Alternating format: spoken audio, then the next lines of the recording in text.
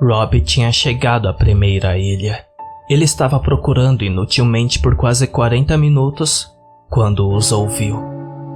Os sinos. Estando muito mais perto agora, eles eram ainda mais claros. Ele caiu de joelhos, deixando sua sensação, seu calor inundá-lo. Por um momento, ele conheceu a felicidade. Os sinos rolaram para trás, como um oceano na maré baixa. Então, Rob se viu tremendo no chão. Agora, ele não ouvia nada além de sapos e grilos. Ele se levantou com as pernas instáveis, certo de apenas uma coisa. Em 1 hora ele estaria lá. Estaria diante o pináculo. Ele ouvia os sinos, os sentia, de perto. Ele correu para a praia e mergulhou nas águas. Rob emergiu do reservatório na margem rochosa da segunda e muito maior ilha. Ele tropeçou descalço na floresta, cada vez mais consciente de quão escuro estava sob as árvores. Quando o canto da sereia dos sinos desapareceu em sua mente, ele começou a duvidar de si mesmo. A ilha tinha quase 3 quilômetros de comprimento e meia milha de largura. Ele poderia vasculhar a noite inteira e nunca encontrar nada. Os sinos tocaram mais uma vez. Ele se virou para enfrentá-los. Lá estava, no centro de um bosque de árvores mortas, o pináculo se projetava do chão como uma lança pronta para receber uma carga. Sua pintura branca estava estranhamente intocada pela idade. Pequenas janelas adornavam cada um de seus lados, emoldurado pelas árvores mortas e banhado pelo luar. Incapaz de resistir à música deles, mas sobrecarregado demais pelo calor de toda a jornada, Rob engateou até o pináculo como um bebê para sua mãe. Ele empurrou contra as ripas da janela. Elas cederam e ele se contorceu para dentro. Rob caiu no topo de uma escada, enquanto os sinos continuavam a soar. Ele puxou seu corpo trêmulo escada abaixo, cada vez mais fundo na escuridão envolvente, até que ele se perdeu mais uma vez nos sons etéreos e seu calor radiante. Assim que o silêncio voltou, Rob se esforçou em vão para ver. O ar estava úmido e preto como a tinta. Ele podia sentir a madeira, úmida e apodrecendo, pressionada contra suas panturrilhas nuas. Deu-lhe a impressão de estar sentado no estilo indiano dentro de uma coisa viva, como a história bíblica de Jonas dentro da baleia. Lentamente, Rob se levantou. Ele estendeu as mãos na frente dele e tateou cegamente. Ele esperava encontrar uma parede ou um corrimão para as escadas, qualquer coisa que lhe desse uma pista sobre seus arredores. Em vez disso, não encontrou nada, forçando-o a mergulhar mais fundo na escuridão impermeável. Seus dedos estendidos recuaram da superfície macia que encontraram. O que foi isso? Ele tremeu quando estendeu a mão, deixando suas mãos pousar mais uma vez no objeto à altura do peito na frente dele. Estava embrulhado em pano. Ele só se estendia até a largura de seus ombros. O pano estava solto sobre algo duro que suas mãos não conseguiam identificar. Bastões? Cavilhas? Seus dedos percrustadores traçaram a borda externa do objeto até sentir algo que pudesse identificar. Ele congelou. Seus dedos estavam na órbita ocular de um crânio. Seu polegar descansou em seus dentes. Os sinos tocaram novamente, mesmo que apenas dentro de Rob, enquanto o olho de sua mente lhe mostrava a dança sem fim. Ele estava sentado lá no escuro, seus olhos cegos, paralisados pela esposa do relojoeiro, enquanto ela era arrastada em seu poste pela manopla giratória de automatos da União. Ele a viu, viva e morta, o rubor da juventude. As larvas da decomposição se contorcendo, gritando e gemendo enquanto seu corpo era perfurado por incontáveis baionetas. Ele viu o rosto dela enquanto ela corria a corrida sem fim. Robbie encolheu, caindo no chão, como um animal ferido. Ele rastejou e arranhou seu caminho de volta, volta, até que ele bateu na parede e, mesmo assim, não parou, mas empurrou contra ela com todas as suas forças, na esperança de recuar ainda mais. Seus membros agitados deram um passo, o primeiro de muitos. Com pouco controle que ele tinha sobre sua mente frenética, disparou para a superfície e uma fuga do poço úmido e da mulher do relojoeiro.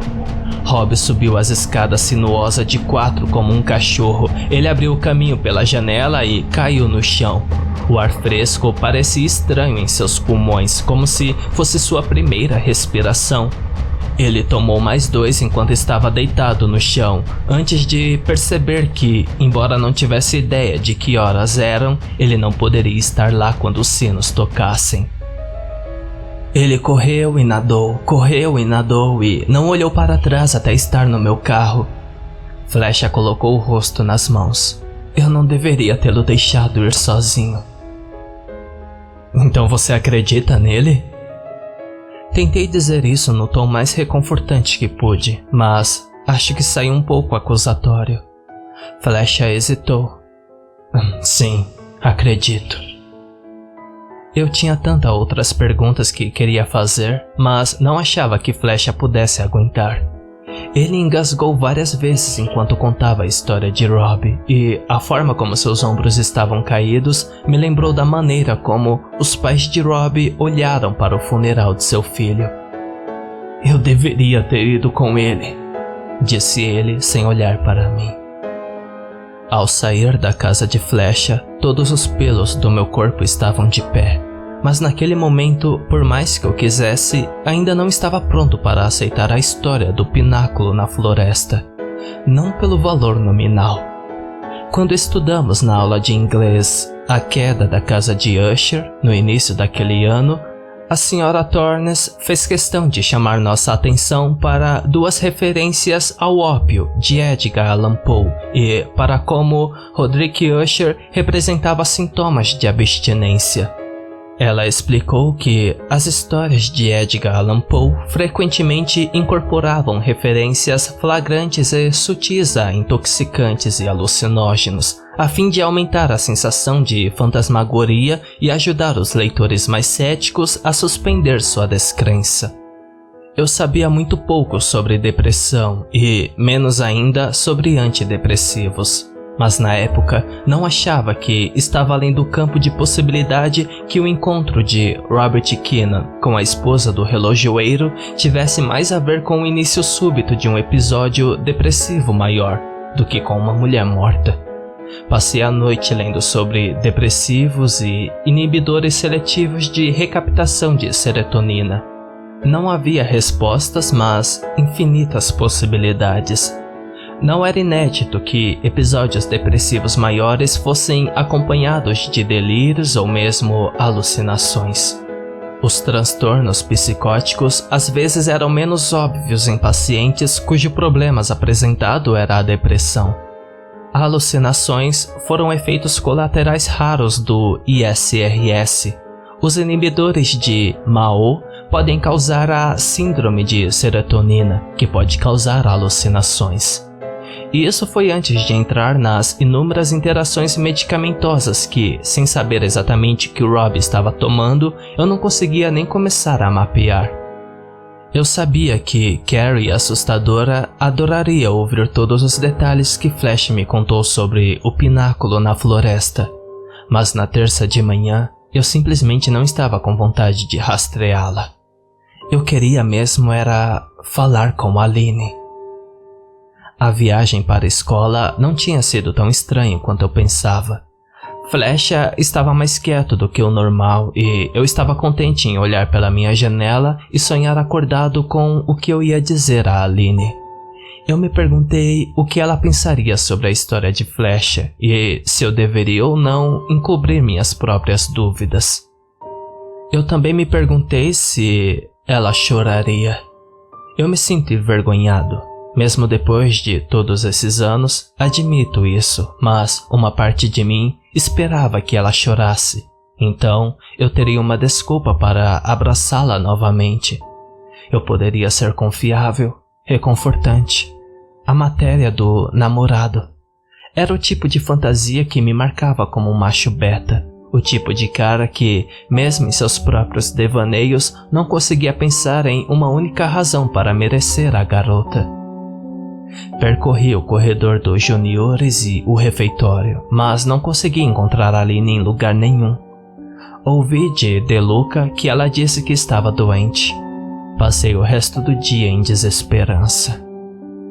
Carrie assustadora e eu fizemos ginástica no 7º período, a última aula do dia. Estava muito frio para ir ao campo, então tivemos que escolher entre 3 ou 4 atividades internas. Normalmente eu teria optado pelo hóquei no chão, a única atividade de aula de ginástica que eu gostava, mas eu me senti obrigado a atualizar Carrie sobre o que aprendi sobre Robbie e o pináculo. Então me juntei a ela na academia auxiliar por um tempo de ping-pong, um jogo que eu não fazia ideia de que ela era tão boa. Ou poderia ter acontecido exatamente assim, disse Carrie, se gabando pela 3ª vez consecutiva. Fiquei surpreso que Carrie assustadora não estivesse cética quanto eu. Quero dizer, claro que Carrie acreditava absolutamente em fantasmas e, claro, eu queria desesperadamente acreditar, mas não éramos completamente crédulos sobre todas as histórias que ouvíamos. Não gostávamos de passear por cemitérios e prédios antigos sem um bom motivo. Não queríamos perder tempo. Fazíamos isso porque queríamos encontrar algo. Queríamos puxar o véu e vislumbrar a grandeza da criação. Queríamos nos sentir pequenos na presença do infinito e saber, mesmo que apenas por um momento, que havia mais do que comida, sexos e as minúcias da interação social. O que aconteceu foi que, embora eu acreditasse em Flecha e acreditasse que Flecha acreditava no Robbie, isso não significava que eu acreditava no Robbie. Era a diferença entre mentir e apenas estar errado. Carrie e eu desenvolvemos critérios para identificar as pistas mais promíssuas, e o pináculo na floresta tinha muito contra isso. Contas de segunda mão. Histórias com uma corrente de controle social, testemunhas com histórico de doença mental. Essas eram as bandeiras vermelhas, e a história de Robbie tinha todas elas. Você quer ir conferir? Está meio frio para nadar. Eu só quero ver se podemos ouvir os sinos. Sim, talvez, eu não sei, é meio longe. Claro. Havia outra razão pela qual eu estava relutante em ir até o reservatório de Quabin com Carrie assustadora. Ela olhou para mim como se eu a tivesse insultado. Ela sabia exatamente qual era a minha outra razão. Nossa última expedição de caça-fantasmas foi um desastre. Um desastre muito pessoal. Carrie era velha para nosso ano. Ela completou 16 anos no final do 1º ano e conseguiu sua licença para dirigir no primeiro dia de férias de verão. Era perfeito, exceto por uma coisa. Ela não tinha carro. Os pais de Carrie se divorciaram e seu pai se mudou para Nova Jersey para trabalhar. Ele pagava sua pensão alimentícia todos os meses, mas ele simplesmente não era muito rico. A mãe de Carrie nunca tinha ido para a faculdade. Ela tinha que trabalhar em tempo integral no balcão de nosso Market Basket, local apenas para fazer face às despesas, o que significava que, na maioria dos dias, ela ficava com o carro. Mas à noite, quando a loja estava fechada, Carrie tinha acesso à pior e mais antiga caminhonete do mundo. Na maior parte, a recém-liberdade de Carrie mudou muito pouco em sua vida. Principalmente, suas viagens envolviam pegar os membros de seu pequeno grupo de amigos e entregá-los ao Dan Burgen para assistir animes e filmes de terror antigos em seu porão. Nós só saímos 2 vezes naquele verão. Ambas as vezes, Carrie assustadora me pegou na caminhonete que eu a batizei de Ecto-One e fomos caçar fantasmas. Nossa primeira viagem foi ao cemitério de sangue. Foi assim que descobrimos que a história de Abel Blood era uma carga fumejante. Nós nos vestimos de preto, par para o curso no caso de Carrie, e trouxemos lanternas, papel de cera e giz de cera. Também levei um crucifixo de prata que meus pais me deram como presente de primeira comunhão e a Bíblia da minha mãe, para o caso de vermos alguma coisa. Foi divertido escalar o velho muro de pedra, esgueirar-se pelo cemitério com nossas lanternas baixas, tentando não pisar no túmulo de ninguém. Mesmo depois de ver que os anos da morte não se alinharam, ainda verificamos a curva onde o fantasma da garotinha supostamente saía correndo na frente dos carros que passavam. A curva cega estava realmente cheia de marcas de derrapagem. Também tinha cerca de 6 metros à sua frente uma placa dizendo cruzamento de servos. 2 ou 3 semanas depois, fomos a um leilão beneficente no centro de recreação e subimos as escadas do sótão. As escadas rangeram sob nossos pés e, mesmo que, na pior das hipóteses, fôssemos jogados para fora do centro de recreação, estávamos com medo de ser pegos. O sótão não mudou nos 7 ou mais anos desde minha última visita. Algumas mesas de jogos abrigavam caixas cheias de materiais de artesanato, um par de arquivos encostados na parede dos fundos juntando poeira e, o mais importante de tudo, apesar de ser junho, ainda havia pontos frios. Nós ficamos do lado de fora de um, esticávamos o braço e tentávamos definir o limite de ar quente e frio. Foi complicado.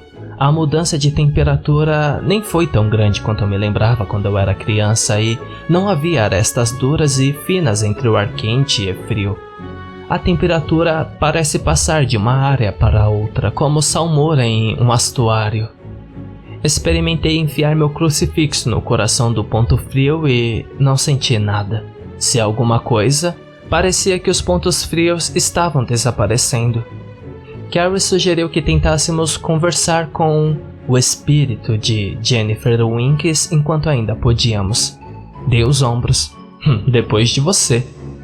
Tínhamos abandonado a maior parte de nosso kit de caça-fantasmas, pois seria muito visível carregar uma bíblia e algumas lanternas. Eu ainda tinha meu crucifixo, mas duvidava que fosse necessário. As histórias do espectro prateado eram todas bastante mansas. Tínhamos, no entanto, trazido alguns bastões de incenso que acendemos com um isqueiro muito velho que pertencera ao meu avô. Carrie havia comprado um incenso de uma loja de Nova Era. O tipo de lugar que você compraria se estivesse inclinado a acreditar em neopaganismo ou cristais de cura. A vendedora disse que ela era para facilitar a passagem de espíritos para nosso reino, mas para mim só cheirava a sandalo. Carrie falou em um tom melodioso. Jennifer, você está aqui conosco? Eu comecei a rir e Carrie ficou vermelha como uma beterraba. Ela me deu um soco no braço e sussurrou para ficar quieto, apontando para o chão onde, sob nossos pés, o leilão estava acontecendo. Carrie tentou novamente. Jennifer, se você puder nos ouvir, nos dê um sinal. Ficamos parados em silêncio absoluto, esperando por uma resposta. Ele veio, na forma de ar-condicionado industrial montado no teto abaixo de nós. Algumas lacunas na tábua de piso se alinhavam perfeitamente com uma das grandes aberturas do ar-condicionado.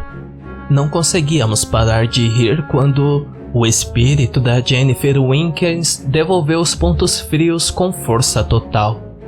Assim que recuperamos a compostura, Carrie e eu decidimos ir ao Bickford's para comer algo enquanto realizávamos a autópsia de nosso último fracasso.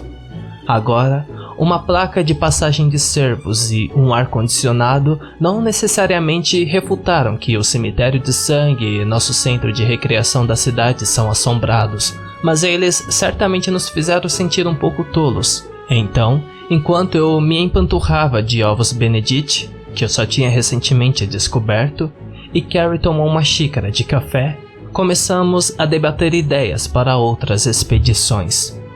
Nenhum lugar local, ela disse. Temos que ser objetivos. Não pode ser nenhum lugar em que crescemos pensando que é assombrado.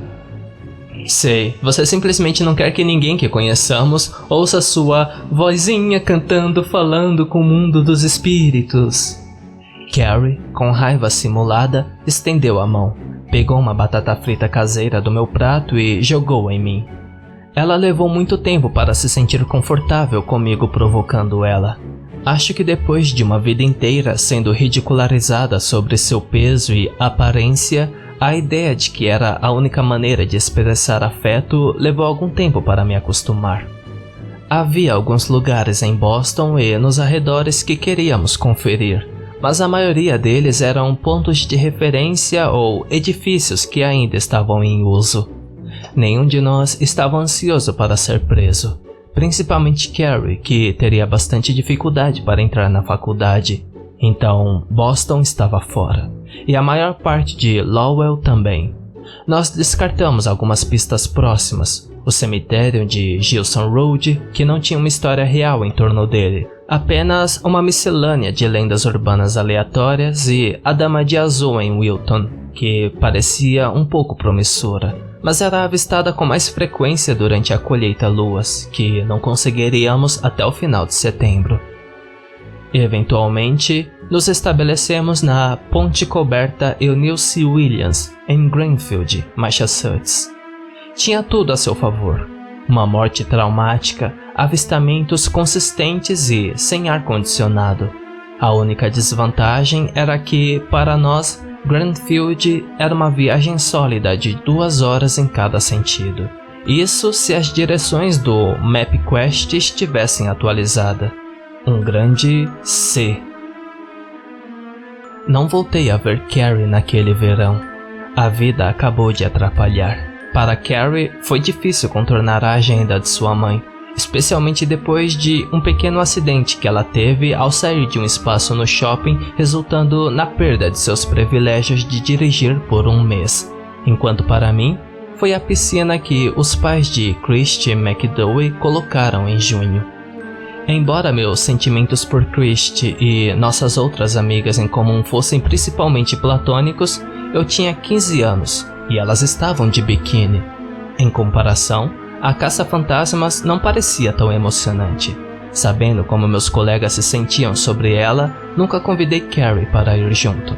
Claro, para ser justo comigo, festas na piscina não era exatamente a xícara de chá para Carrie. Quando as aulas recomeçaram no outono, Carrie e eu voltamos a conversar sobre nossa viagem a Greenfield. Mas foi só quando Robbie Keenan se matou que eu fiz um esforço para passar mais tempo com ela. Carrie me pegou cedo em uma sexta-feira à noite em meados de novembro. A Sra. Patterson abriu a loja naquela manhã e fecharia no dia seguinte, o que significava que tínhamos o Act One a noite toda. Nós só precisávamos devolver o carro de volta antes que ela acordasse, e ela não seria mais sábia. Dirigir com os amigos ainda era novidade naquele momento da minha vida. As 2 horas se passaram em um borrão de piadas e fofocas e gritos junto com a pouca música que Carrie e eu concordávamos. Ela costumava ter essa mixtape dominada por Nine Inch Nails e Rage Against the Machine, que era um marco para nosso tempo no Act One. Acho que ouvimos direto 2,5 vezes naquela noite. Nós só nos viramos uma vez e chegamos à Ponte Coberta Eunice Williams, absolutamente empolgados. Entramos na ponte, desligamos o motor, buzinamos uma vez e esperamos Eunice. Eunice Williams não era residente de Greenfield. Ela morava nas proximidades de Danfield, no final dos anos 1600. Na época, Darfield era o posto avançado mais ao noroeste da Nova Inglaterra, bem no coração da nação de Pocumtuck.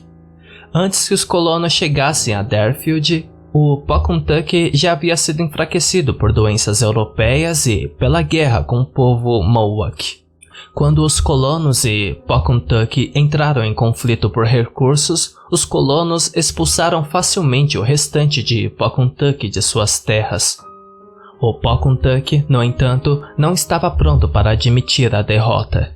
Eles se aliaram com os colonos franceses e outros primeiros povos alinhados à França no Canadá, e em 1704 lideraram um ataque ofensivo contra os colonos ingleses de Deerfield. Os franceses e nativo-americanos mataram 56 colonos e queimaram grande parte da cidade. Eles capturaram mais de 100 sobreviventes e os forçaram a marchar através de condições brutais de inverno em Quebec. A marcha levaria meses. Entre os sobreviventes capturados estava Eunice Mert Williams, seu marido, o ministro John Williams, e 5 de seus 7 filhos. Sua filha recém-nascida e seu filho de 6 anos e meio foram mortos durante o ataque. Mas John e Eunice estavam determinados a ser forte por seus outros filhos e companheiros cativos. Os Williams citaram as escrituras, lideraram o grupo em oração e revezaram carregando seus filhos mais novos até chegarem ao Grand River. Eunice caiu durante a travessia. Apesar de ter sobrevivido ao mergulho, um guerreiro de Pawcatuck decidiu que a exposição de Eunice à água gelada a enfraqueceu demais para continuar a marcha. Então, a cortou em pedaços na frente do marido e dos filhos restantes. Reza a lenda que Eunice aparece na ponte sobre as águas onde foi morta, perguntando a todos os mortais que ali encontra notícias sobre seus filhos e marido. Os moradores dizem que ela pode ser convocada simplesmente cortando o motor e buzinando. Estávamos lá sentado na caminhonete Ecto One, com o motor desligado e sem aquecimento, quando um pensamento me ocorreu. Por que o fantasma de uma mulher que morreu alguns séculos antes da invenção do automóvel responderia a uma buzina? Eu podia ver as engrenagens girando na cabeça de Carrie assustadora enquanto ela processava o anacronismo. Bem, talvez seja apenas... merda. Eu ri quando Carrie ligou o motor para acender o calor novamente. E você não poderia ter pensado nisso antes de dirigirmos até aqui? Ela perguntou. Bem, não significa que a ponte não seja assombrada, só que Eunice provavelmente não é uma garota de carro. Esperamos um pouco, então depois saímos do carro e demos uma volta pela ponte a pé. Eu sempre gostei de pontes cobertas, desde que vi o desenho da Disney A Lenda de Sleepy Hollow quando criança. E há uma plaquinha bacana nessa que conta toda a história de Eunice Williams. Descemos as margens do rio. Não exatamente o Mississippi, mas era fácil de ver como teria sido difícil vadear, especialmente sob as circunstâncias tensas que Eunice estava enfrentando. Joguei algumas pedrinhas, uma façanha difícil em águas velozes, antes de esfriarmos e decidimos voltar para o carro. Talvez fosse a perspectiva cada vez mais provável de que outra de nossas missões tinha sido um desperdício. Ou talvez fosse apenas a hora e o ar quente do aquecedor soprando em nossos rostos e nos deixando sonolentos. Mas seja qual for a causa, nossa energia estava desaparecendo rapidamente e nossa conversa ficou séria. Bem séria para os padrões do ensino médio. O que você acha de Kim Murray? Você acha ela bonita? Kim Murray. Eu não a achava bonita, mas isso me colocava em uma posição precária. Fisicamente, Kim tinha seus defeitos, mas, objetivamente falando, ela era muito mais atraente do que Carrie. Uma garota que Drew DeLuca uma vez descreveu com o que era para Drew uma quantidade considerável de simpatia, como aparência infeliz. Carrie se mexeu em seu assento para me encarar. Eu não sei. Nunca pensei muito nisso. Eu acho. Por quê?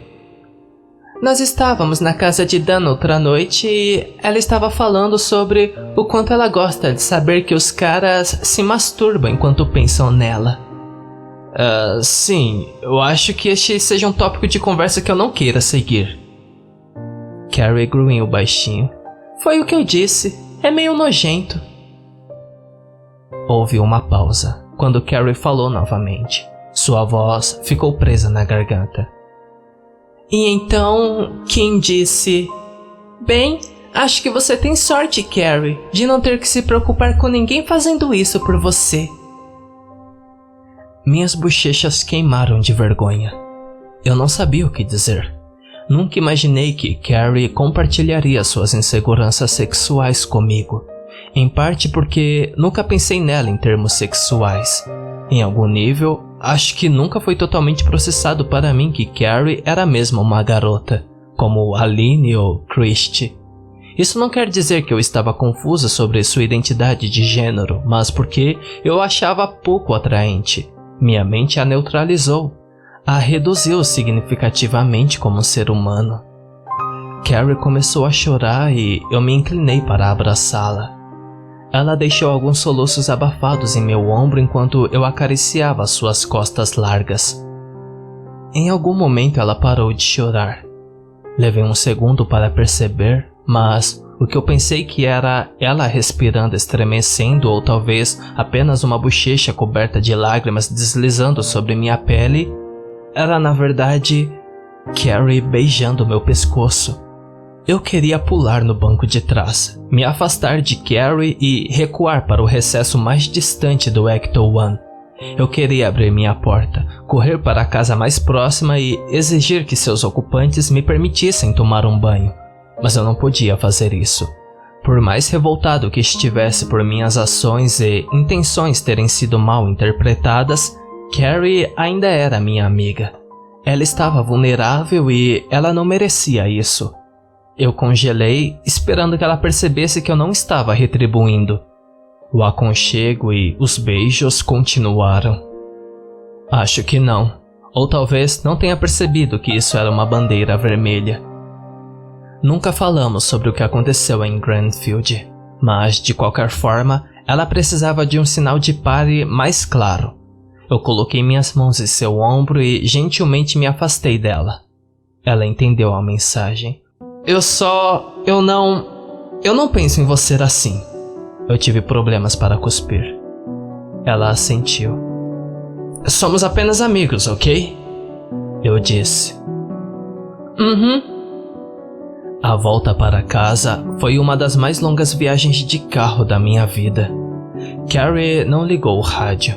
As únicas palavras que saíram da minha boca foram as curvas que eu chamei de nossas direções do mapa. Eu me senti superficial. Acho que nós dois sabíamos que eu só disse "nós somos amigos" para suavizar o golpe. Eu não teria descartado as afeições de nenhuma das minhas outras amigas tão prontamente. Mesmo Christy McDowell, de quem eu era amigo desde a 3ª série. Eu nunca teria me afastado assim. Na segunda-feira seguinte, fiz questão de conversar com Carrie na aula como se nada tivesse acontecido. Ela brincou um pouco, mas depois me pediu um pouco de espaço. Francamente, fiquei aliviado em dar a ela. Eu só contei a algumas pessoas sobre Carrie assustadora beijando meu pescoço. DeLuca achou hilário. Ele não era o cara mais sensível do mundo. Christy foi um pouco mais simpática. Ela me lembrou que eu tinha o direito de ter meus gostos. Apreciei ouvi-la, mas ainda me sentia um merda. Eu pretendia fazer Carrie se sentir melhor consigo mesma e não tinha feito nada disso. Eu nunca pensei em mim como um tipo de cara que julgaria uma garota com base em sua aparência, mas aparentemente eu era desse tipo. A Aline não voltou para a escola por uma semana inteira depois da nossa última conversa. Ela disse a todos que perguntaram que ela estava gripada, mas depois me confessou que não aguentava estar cercada de pessoas. Muito barulho, muito esmagadora, muitos olhos olhando para ela. Ela precisava ficar sozinha. Não a vi no almoço naquele dia, nem nunca mais.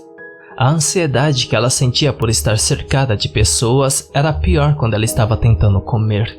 Então, seus pais providenciaram para ela comer no escritório de seu orientador. Quando descobri, sabia que era bom para a Aline, mas não pude dissentir que meus dias seriam um pouco mais tristes sem poder vê-la do outro lado do refeitório. Aquele cabelo selvagem, aquele sorriso, se é que voltou. E isso para não falar da maravilha que anos de atletismo e cross-country fizeram para suas coxas. Eu finalmente a encontrei na sexta-feira de manhã. Ela estava em seu armário. Para reduzir a quantidade de tempo que ela tinha que passar engarrafada entre colegas tagarelas, Aline começou a enfiar todos os livros e fichários que ela precisasse até o almoço em sua mochila. Ela parecia uma caloura. Oi, Aline. Ela não olhou para cima. Ei, ela murmurou. Caí de lado onde ela estava agachada e baixei a voz. Falei com Flecha. Aline congelou. Eu não sabia dizer se ela estava nervosa ou animada. Ela respirou fundo algumas vezes enquanto se virava para mim. Você viu sobre aquilo? Sim. Basicamente, disse a mesma coisa que a você na carta. Ela murchou, mas eu continuei. Mas então, ele me contou o que aconteceu. Você vai almoçar? Ela mordeu o lábio inferior enquanto considerava por um segundo. Não. Bem, nós poderíamos... O que você tem no último período? Apenas academia. Você pode escapar? Eu nunca mataria uma aula na minha vida. Com certeza.